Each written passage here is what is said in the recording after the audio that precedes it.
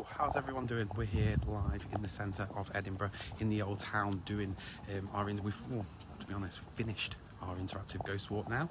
So we're just coming back all nice. We've been into the Greyfriars Kirkyard, one of the most haunted graveyards in the whole of Great Britain. So we're looking forward to going home now, but it's been a really fantastic night. We've had some brilliant guests, some really good activity while we've been in there as well, some really strong sensations of feeling sick, also seeing black shadows, dark sort of mists around the areas that we've used for the ghost hunting tonight. We've been to some locations, Mary King's Close, we've been outside the vaults, we've talked about that. We've been up to Edinburgh Castle as well, so it's been a really sort of interesting night. How is everyone doing?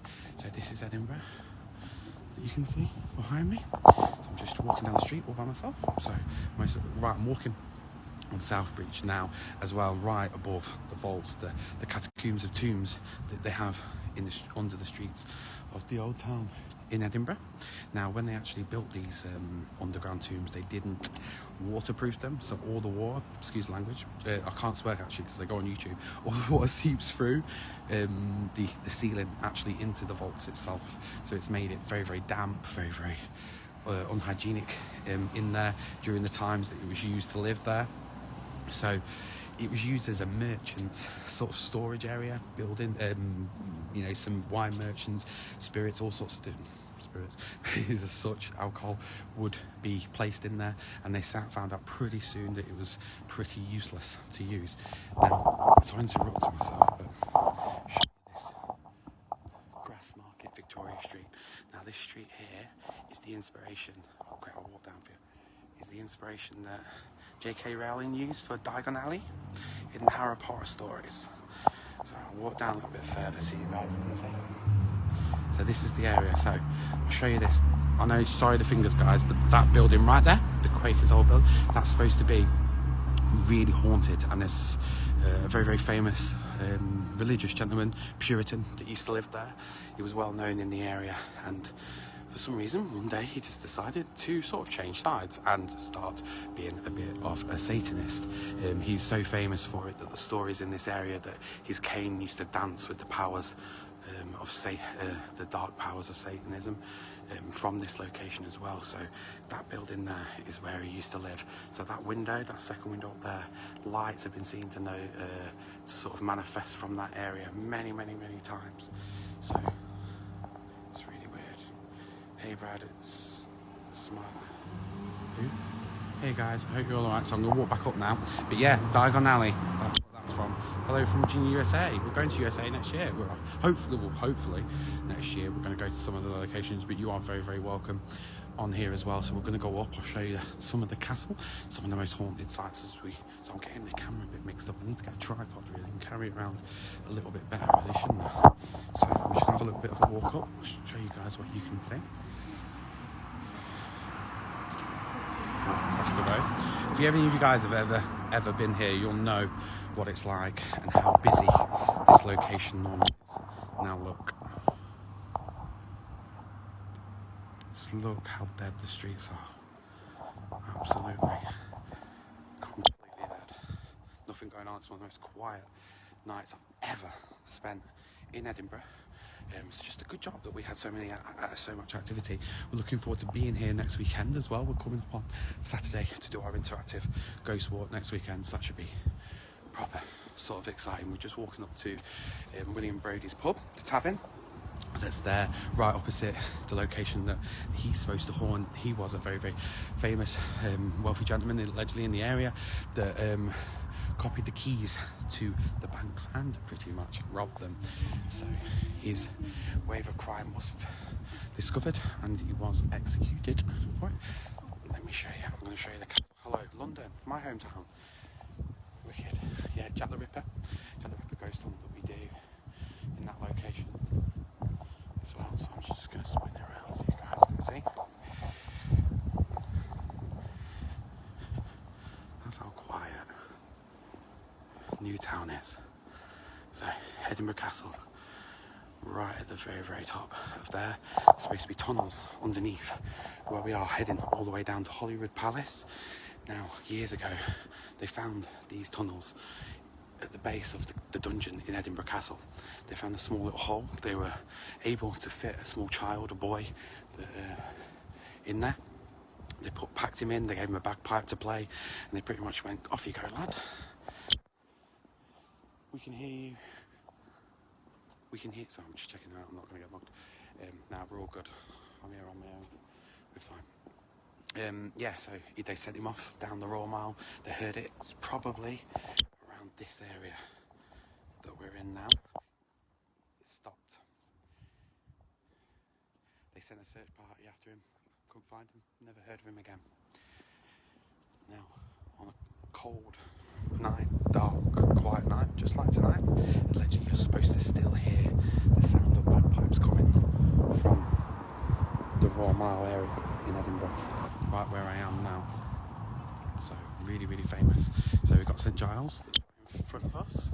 Really, really nice location that was used during, I think, how quiet is it? None of the pubs are open, darling, obviously. They're not.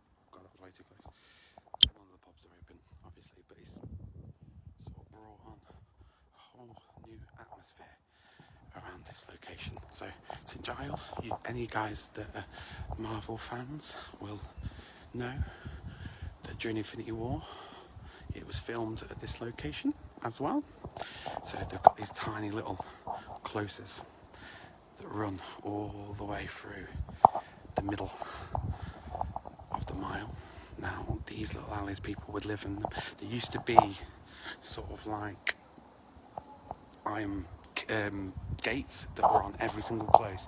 Now you weren't allowed in the close if you didn't have a key or didn't live there, so many of them were locked up. So they wrote their name, after sort of famous people. Sometimes it's famous for what the close, the area was used for. In other words, some of them is like fish market, fish close, or however. The one that I'm stood right next to happens to be Mary King's Close. Now Mary King's Close is named after a lady called Mary King, who used to be, I don't want to say in charge, but sort of like a matron, if you will, of Mary King's Close. Money lender, very, very wealthy lady apparently. She lived at the very, very top of that location. So it's supposed to be haunted by a young girl, and it's sort of called the Plague Street, Plague Village.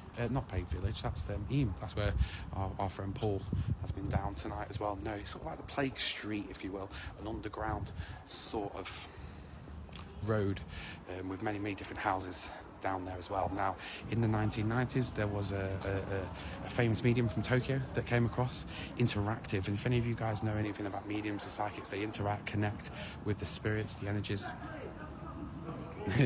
spirits that's around. And this lady picked up the energy of a young girl in that location. So she come out onto the Royal Mile, found a few items, the dolls, toys, teddies, and actually started to walk away back up into the close, and left a few of these teddies there.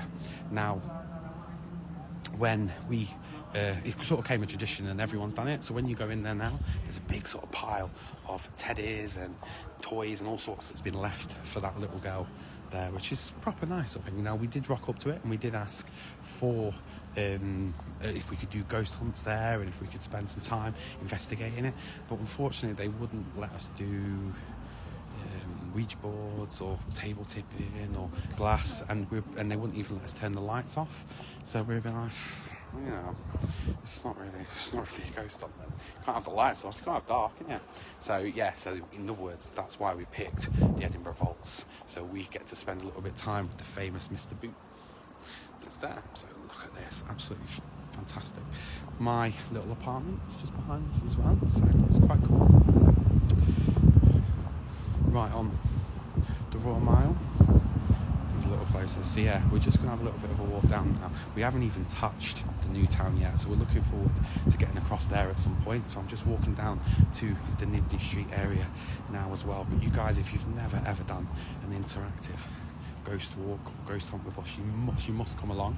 Very, very different than some of the other stuff that's around at this moment. Very, very chilled, relaxed team, especially when we do the ghost walks as well. It's a very, very, we get a lot of good feedback from people as well. So It's going good, so yeah, we're quite happy. It's even better that it gets to be in one of the most haunted cities in the whole entire world, so you can't ask for anything more than that, can you? So yeah, we're just walking down toward Nidney Street now. I know we've had some events going on. Hope everyone's doing alright, hope everyone's okay. I know I'm not saying hello, but you can come on and say hello. Who's that? Lorraine? Hello? Sam? Hello? So I'll say some of the comments as I'm sort of going back. Hey, have a look. We went to Edinburgh Vaults, yeah. I'm literally just round the corner from there. Now we're doing the... I'm going, but I'm not waiting. We're doing the overnight ghost hunts. We're doing the overnight ghost hunts in Nidney Street Vaults as well.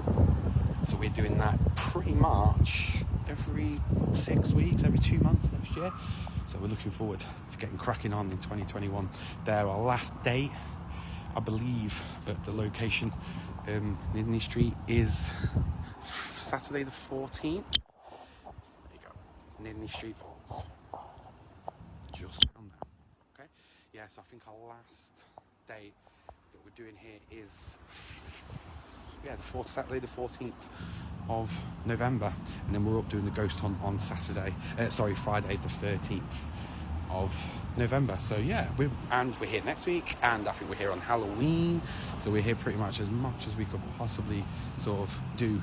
The investigation is pretty much come in my hometown now, is Edinburgh, and I can't ask for a nicer one, to be very, very fair. So if you've got any questions, you guys, if there's any of the ghost hunts that you're interested in, any of the interactive ghost walks now, we have them in Chester, Liverpool, Essex, Manningtree, Matthew Hopkins, Pendle Hill, obviously with the witches, Lancaster, you name it, we're going to go there.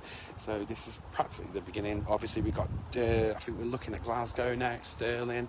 I think there's one up in the Highlands that as well, interactive ghost walks.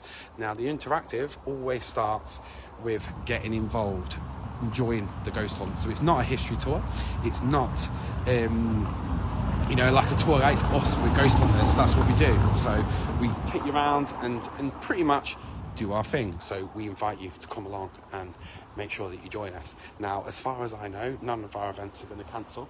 All of the COVID thing is massively secure. When it talks about us, we got our little good to go certificate to do our tours as well. We have all our social distancing going on, and we can keep pretty much in control as much as we possibly can. So you guys are so welcome to join us. So we're looking forward to seeing you guys on an interactive ghost walk very, very soon. But I'm going to leave you there. I'm going to leave you on this street now as I go and try and find some other stories around this location. So hopefully I'll be alright. So I'll see you all later.